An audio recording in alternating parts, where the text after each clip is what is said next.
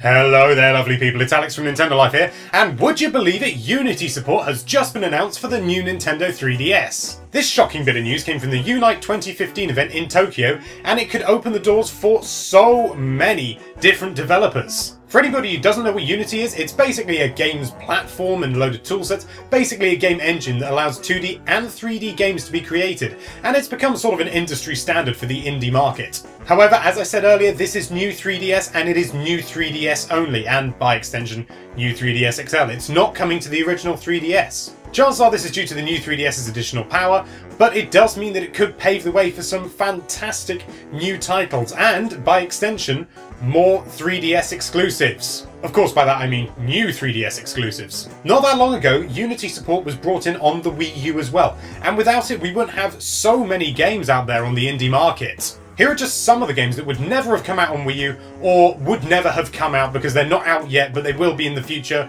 but only because of Unity. Dreamfall Chapters, Earthlock Festival of Magic, Assault Android Cactus, Teslagrad, 90s Arcade Racer, Oddworld New and Tasty, Aztez, Shiftlings, Forma 8, Armicrog, Thomas Was Alone, Paradise Lost, The Fall, Upside Down Dimensions, Star Wars Just the Tip, March of War, Hover Revolt of Gamers, Soul Axiom, and Cosmophony. Without Unity support, we never would have got these games on the Wii U, or they would never be promised for the Wii U because, as I said previously, some of them, like Armicrog, aren't even out yet. As such, this means that developers can now develop for the new 3DS so much more easily than they could before. What this basically boils down to is more games on the new 3DS, at least on the eShop.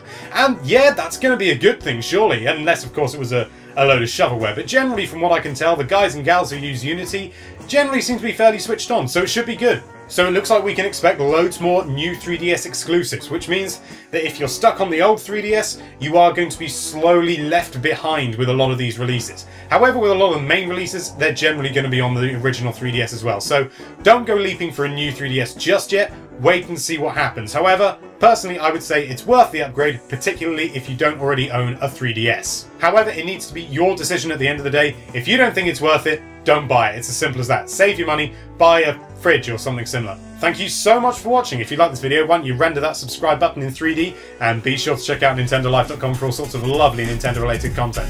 Thank you again for watching. Bye bye.